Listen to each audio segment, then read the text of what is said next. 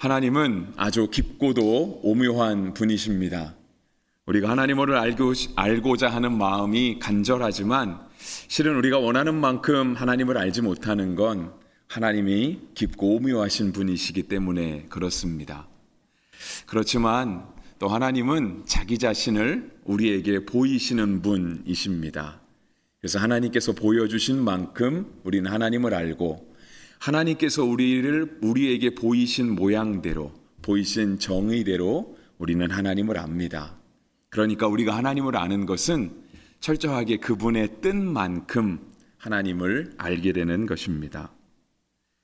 오늘 본문은 모세가 하나님께 드린 특별한 요청을 담고 있습니다. 모세가 요청한 글자 그대로 하나님께서 응답하신 것은 아니지만 하나님께서 결코 침묵하셨던 것도 아닙니다. 오늘 우리가 출애굽기 33장의 내용을 보면서 하나님의 응답하시는 그 보이시는 하나님에 대해서 생각해 보도록 하겠습니다. 모세가 하나님께 드린 요청은 주의 영광을 내게 보이소서이었습니다. 18절 말씀에 보면 이렇게 되어 있죠. 모세가 이르되 원하건대 주의 영광을 내게 보이소서. 하나님은 그 얼굴을 결코 보이지는 않으시는데요. 실은 성경의 본문만을 보면 자구적으로도 모세가 하나님의 얼굴을 보여달라고 하지는 않았습니다. 주의 영광을 보이소서라고 하는 요청을 하나님께 드렸죠. 그런데 이제 하나님께서 그 얼굴을 보이지 않으시겠다라고 했던 것은 아마도 우리가 이제 사람이 생각하는 것처럼, 그러니까 우리가 누구를 만났을 때 내가 누군가를 안다라고 할 때 우리가 얼굴도 잘 모르는데 그 사람을 만났다고 하거나 내가 그 사람을 안다고 하기에는 조금 이렇게 좀 어색함이 있잖아요. 좀 잘 말이 안 되는 것 같잖아요.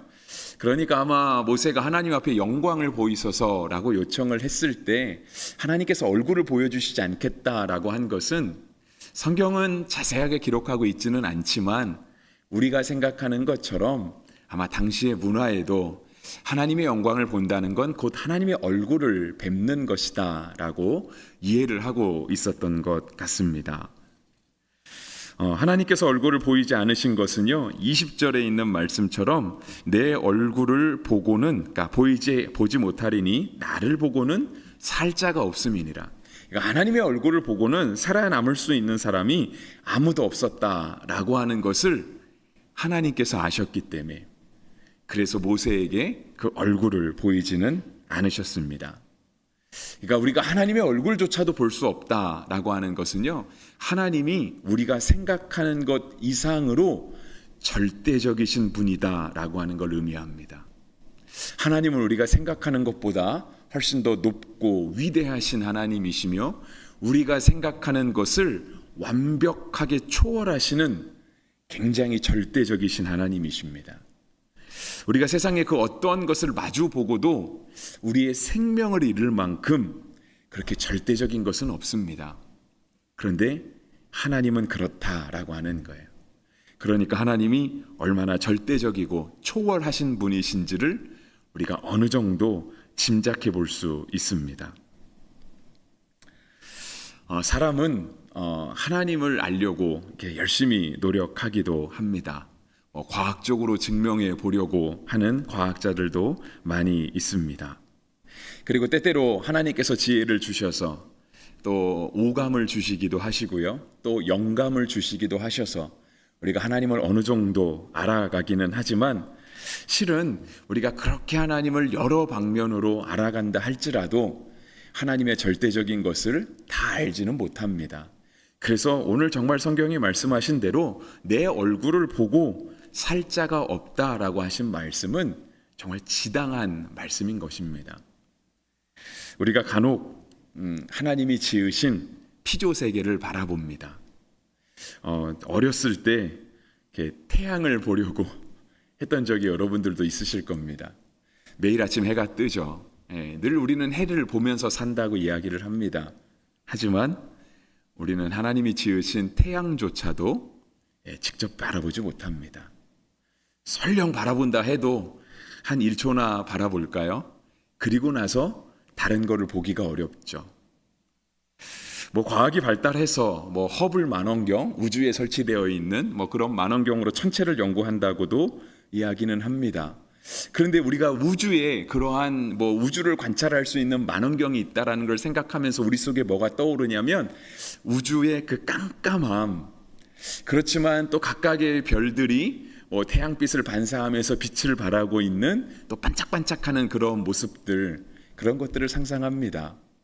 근데 우리가 늘 하늘을 보잖아요. 근데 하늘을 보면 저 하늘 너머에 더 올라가면 어느 순간 파란 하늘빛이 없어지고 깜깜한 우주가 펼쳐진다라는 것을 우리는 다 알고 있습니다.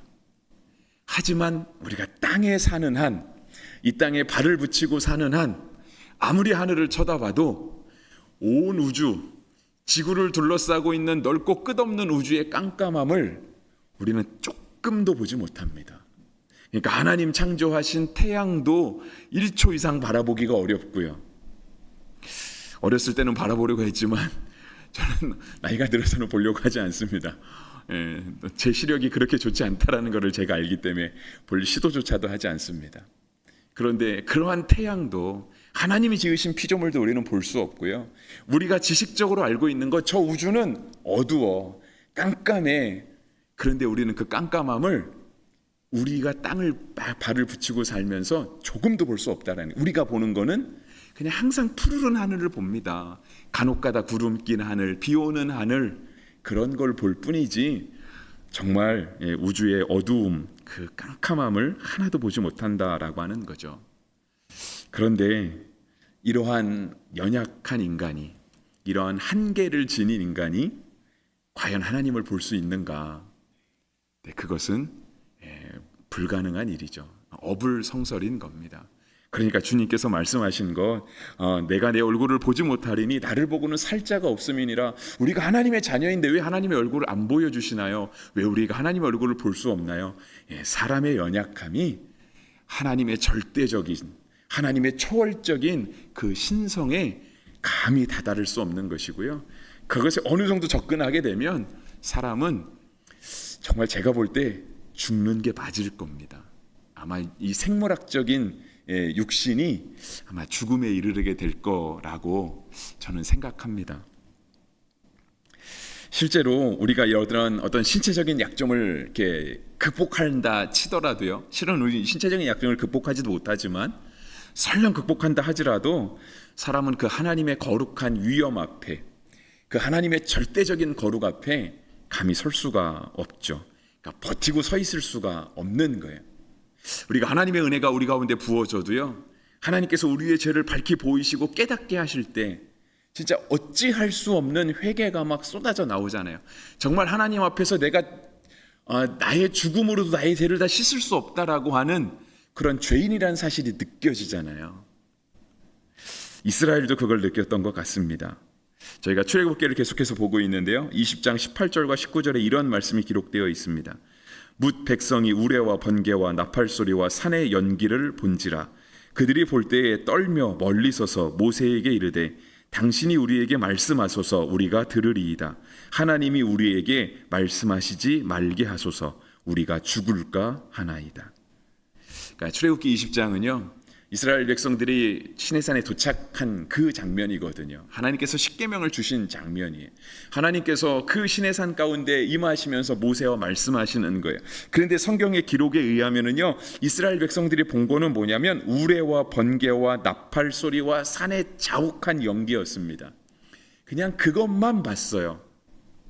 근데 그것만 보고도 이스라엘 백성들이 모세에게 당신이 가서 하나님하고 얘기하라고, 하나님이 직접 우리에게 말씀하시지 말게 해달라고, 우리가 살지 못할 것이라고. 새 번역은 이렇게 번역했습니다. 하나님이 직접 우리에게 말씀하시면 우리는 죽습니다.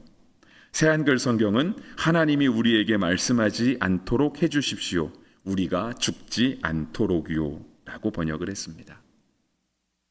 그러니까 정말 하나님의 얼굴을 보고 살 자가 없다라고 하는 것, 그거는 정말 저는 사실이라고 믿습니다. 그래서 하나님과 우리는 다르다. 주일에도 말씀드렸잖아요. 하나님과 사람은 다르다. 예수님과 그 종에 해당하는 제자들은 다르다. 아무리 죽도록 수고하고 헌신하고 충성해도 하나님이 우리에게 감사하실 리도 없고, 우리가 우리의 명예를 인정받을 수도 없고 그 보상을 받을 수도 없다. 하나님과 우리는 결코 건널 수 없는 차이가 있다라고 하는 겁니다. 그런데 그럼에도 불구하고 너무 감사한 건 하나님과 모세가 너무 친하게 지낸다라고 하는 거예요. 우리가 이제 지난주에도 이렇게 잠깐 살펴봤고 오늘 17절에도 이렇게 되어 있잖아요. 여호와께서 모세에게 이르시되 내가 말하는 이 일도 내가 하리니 너는 내 목전에 은총을 입었고 내가 이름으로도 너를 알미니라. 하나님과 사람이 다른데 이 사람에 불과한 모세가 하나님 앞에 기도도 하고요, 요청도 하고요, 하나님께 요청한 것을 하나님께서 듣고 모세에게 응답하기도 하세요. 그리고 하나님이 말씀하시는 거예요. 내가 너를 안다. 내가 너의 이름을 기억하고 있다. 절대적이고 초월하시적이신 하나님이 우리에게 말씀하시는 거예요. 그리고 우리로 하여금 그 말씀을 묵상하게 하시죠. 여러분, 다 못 깨달아도 괜찮습니다. 세상에 하나님의 말씀을 다 깨달을 수 있는 사람이 누가 있겠습니까? 다 못 깨달아도 괜찮은데요, 하나님이 우리에게 말씀하시고 그 말씀을 묵상하게 하시고 우리로 하여금 이 말씀대로 살아야 되겠구나 라고 하는 선한 마음을 우리 가운데 창조하신다라고 하는, 모세가 요청한 건 주의 영광을 내게 보이소서이었습니다. 그런데 하나님께서 19절에 이렇게 말씀하십니다. 여호와께서 이르시되 내가 내 모든 선한 것을 내 앞으로 지나가게 하고 여호와의 이름을 내 앞에 선포하리라. 나는 은혜 베풀 자에게 은혜를 베풀고 긍휼히 여길 자에게 긍휼을 베푸느니라. 이제 하나님께서 하신 말씀은 그거였어요. 주의 영광을 내게 보여주십시오. 마치 주의 영광을 보는 건 주의 얼굴을 보는 것과 또 같은 의미인데, 하나님께서 이러한 모세의 요청에 19절과 같이 응답하신 게 뭐냐면 내가 내 모든 선한 것을 너의 앞으로 지나가게 하겠다라고 말씀을 하시고요, 그 다음에 여호와의 이름을 내 앞에 선포하리라 라고 말씀하셨어요. 그리고 하나님께서는요, 이렇게 모세를 한 곳에 부르십니다. 21절 끝에 있잖아요. 한 장소가 있으니 너는 그 바위 곁에 서라 라고 말씀하세요. 근데 그 바위는 20절, 21절의 중간쯤 보시면 내 곁이라고 되어 있어요. 여기서 말씀하시는 분이 하나님이시잖아요. 그러니까 여호와께서 또 이르시기를 이라고 하면서 모세를 저 바위 위에 가서 서라고 말씀을 하시는데, 그 바위가 바로 내 곁이라고, 하나님 곁이라고 말씀을 하시는 거예요. 그러면서 하나님께서 거기를 지나가시죠.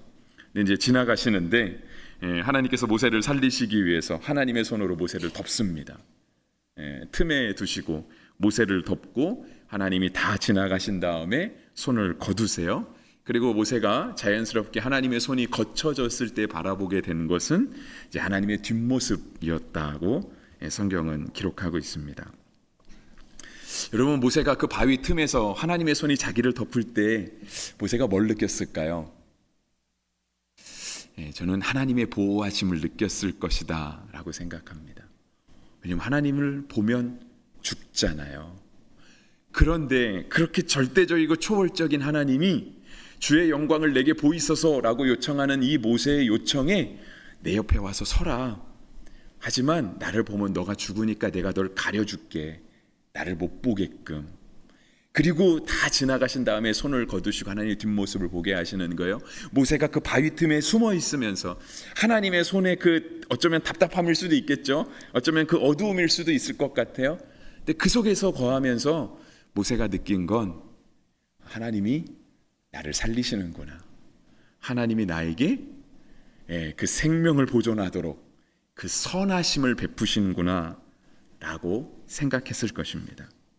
그래서 19절은 이와 같이 얘기하시는 거예요. 여호와께서 이르시되 내가 내 모든 선한 것을 너의 앞에 지나가게 하겠다. 여러분, 모세가 하나님의 얼굴을 못 봐서 서운한 게 아니죠. 도리어 하나님의 얼굴을 보지 못하게 하시는 하나님의 손이 모세에게는 하나님의 선하심이었던 것입니다. 여러분, 그건 우리도 똑같습니다. 우리도 인생을 살면서 지금까지 지내오면서 주의 선하심을 다 고백합니다. 우리가 특별히 그 송구영신 예배 때쯤 되면 찬송가 301장 거의 모든 교회가 다 부르는 것 같습니다. 그리고 1월 1일이 되면 시온의 영광이 빛나는 아침을 또 거의 모든 교회가 다 부르는 것 같습니다. 왜 우리가 꼭 연말에 가서 주의 지금까지 지나온 것 주의 크신 은혜라 고백을 할까요? 돌아보니 주의 은혜였구나. 그때 깨닫는 거죠. 마치 19절의 말씀과 같은 거예요. 하나님께서 그 모든 선한 것을 모세 앞으로 지나가게 하시는 거예요. 근데 모세가 하나님의 손에 가려 있어서 그거를 경험하지 못하는 거예요. 근데 하나님의 손이 걷어지고 나서 내가 하나님 앞에 죽지 않고 살아있음을, 내가 그 하나님 앞에 여전히 살아있음을 느낄 때 하나님의 선하심이었구나. 우리도 똑같이 그렇게 고백하고 있다라고 하는 거예요. 물론 어떤 분들은 이제 믿음이 어느 정도 장성한 분들이 있어서 우리가 때로 인생에서 어려운 시간을 지날 때, 때로 어디 인생의 어두운 터널을 지나거나 인생의 어두운 풍랑을 지날 때 이것도 주의 은혜야 라고 고백하시는 분들도 있습니다. 비록 다 느낄 수는 없지만 이것도 주의 은혜야 라고 고백하시는 분이 있죠. 그리고 시간이 지나고 나면 여전히 정말 변함없이 고백합니다. 주의 은혜였어. 그렇지, 주의 은혜였지. 다 주의 선하심입니다. 다시 말하면 주의 선하심을 보는 것, 주의 선하심을 경험하고 깨닫고 내가 그것을 주의 선하심이라 고백하는 것은요, 곧 하나님의 얼굴을 보는 것과 같다 하는 것이죠. 우리가 이러한 주의 선하심을 알고도 하나님 앞에 저는 그래도 주의 얼굴을 봐야 되겠습니다. 왜 안 보여주십니까? 라고 한다면 사실상 그것은 우리의 무지이자 교만입니다. 그리고 하나님께서 나에게 얼굴을 보이지 않으셔서 하나님, 내가 그렇게 기도하는데, 내가 그렇게 간절히 소망하는데, 내가 여기서 죽을지언정 나는 주의 은혜를 입어야 되겠다고, 나는 주의 얼굴을 봐야 되겠다고 그렇게 서운하고 섭섭하게 하나님께 기도하는 건 출애굽 과정에서 하나님의 살아계심을 경험하면서도, 하나님의 그 매일같이 주시는 은혜를 경험하면서도 하나님께 불평과 원망을 저질렀던 이스라엘의 모습이 바로 우리에게도 남아 있는 것입니다. 하나님은 그 모든 선한 것을 우리에게 보이시며 그 선한 것을 고백하게 하시는 참 좋으신 분이십니다. 말씀의 결론은요, 19절에 이어지는, 그러니까 여호와께서 이르시되 내가 내 모든 선한 것을 내 앞으로 지나가게 하고, 다음에 하신 말씀이 있습니다. 여호와의 이름을 내 앞에 선포하리라, 이렇게 말씀하셨는데요, 그 구절로 결론을 맺으려고 합니다. 하나님의 이름은 곧 하나님의 능력입니다. 여러분이 알고 계신 하나님의 이름은 다 하나님의 능력입니다. 여러분의 익숙하신 하나님의 이름이 있을 겁니다. 제가 몇 가지 예를 들어보면 이런 거죠. 여호와 이레. 아마 작년에 여름 성경학교 주제가 여호와 라파였던 것 같습니다. 유치부도 그렇고 아동부도 그렇고 제가 붙여진 포스터를 보니까 작년에 포스터를 본 기억이 나서 생각이 났습니다. 뭐 그것뿐 아니죠. 뭐 엘샤다이, 엘로힘, 뭐 이런 거 많이 있지 않습니까? 다 하나님의 능력이죠. 요즘 새로운 정부가 들어서고 나서 많은 인사들이 요직에 세워지고 있습니다. TV를 보면 이제 그런 사람들을 향한 인사청문회가 진행이 되고 있더라고요. 이제 그러면서 이제 그 인사청문회를 주관한다 그래야 되나요? 어쨌든 그쪽 위원회 사람들은 그 후보가 적당한 사람인가를 물론 가리는 게 맞겠죠. 가리는 게 맞겠지만 그 사람의 허물을 찾아보는 것으로 해서 어느 적정선 이하의 허물이 드러나면 그 사람이 그 자리에 앉을 만한 사람이다라고 인정해주는 그런 분위기인 것 같습니다. 그러니까 그 사람이 잘했던 것을 드러내기보다는 그 사람의 허물만을 찾아내서 그 사람의 허물이 어떤 기준치에 도달하지 않으니 해도 되겠다라고 인정해주는 그런 인사청문회 같은 느낌을 제가 받습니다. 근데 이제 최근에 이렇게 지명됐던 사람들 중에 정말 굉장히 많은 허물을 있는 사람들이 나왔었죠, 그죠? 근데 이제 또 자진 사퇴하는 일이 있었다고 제가 이제 오늘 오후에 제가 뉴스를 통해서 봤습니다.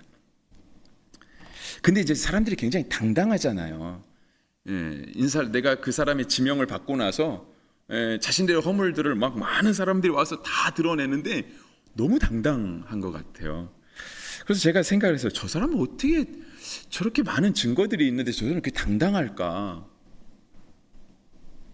한편으로 든 생각 그거였습니다. 대통령이 이름만 지명해도 저렇게 당당할 수 있구나. 그 대통령 이름 석자 이름이 자신의 이름 뒤에 있는 것만으로도 진짜 저 사람들이 저 많은 허물에도 불구하고 자신이 떳떳하다고 저렇게 나설 수 있구나. 물론 그 사람들에게 이렇게 인사청문회를 진행한 사람도 마찬가지죠. 자신들 뒤에 국민이 있다. 내가 그 권한을 가지고 있다라고 이름만으로 상대방의 잘못을 막 너무 인격을 모독하면서까지, 요즘은 그런 거 별로 없는 것 같지만 그런 일을 하는 것 같습니다. 여러분, 제가 정치 얘기를 하려고 이 말씀을 드리는 게 아닙니다. 꼭 최근에 있었던 일들만 가지고 말하는 건 아닙니다. 여러분도 많은 경험이 있어서 아시겠지만 인사청문회가 있을 때마다 어떤 정권에서 정권을 잡았든지 간에 늘 인사청문회는 그렇게 힘들고 어렵게 지내왔습니다. 진보든 보수든 마찬가지였던 거죠. 근데 늘 느끼는 건 그거예요. 참 사람들이 떳떳하다. 여러분, 사람이 그 뒤만 봐줘도요, 그 많은 허물 중에도 그렇게 떳떳할 수 있어요. 그런데 여러분, 하나님께서 말씀하시잖아요. 여호와의 이름을 너의 앞에 선포하겠다. 근데 여호와의 이름은 곧 능력이거든요. 그의 이름이, 그 하나님의 능력의 이름이, 절대적이고 초월적이신 그 하나님의 이름이 오늘 우리를 말씀하세요. 17절 끝에 내가 이름으로도 너를 안다. 그 하나님이 우리 뒤에 버티고 계세요. 그 하나님이 모든 선한 것으로 우리에게 베풀어 주세요. 그거보다 더 큰 영광이 있겠습니까? 모세의 요청은 그거였습니다. 주의 영광을 내게 보이소서. 네, 하나님이 모든 선한 것으로 모세에게 지나가게 하시고 그 여호와의 이름을 모세 앞에 선포하십니다. 이것이 곧 하나님께서 우리에게 보이시는 하나님의 영광입니다. 우리가 오늘도 주의 얼굴을 구하고, 우리가 오늘도 주의 영광을 구하고, 우리가 오늘도 하나님과 함께 모세처럼 친밀하게 제가 주의 이름을 압니다, 하나님도 우리에게 내가 너의 이름을 안다 라고 하는 친밀한 관계로 지내기 원할 때 하나님께서 그 모든 선함을 우리에게 베풀어 주시고 그 능력의 이름을 우리 가운데 선포하여 주실 것입니다.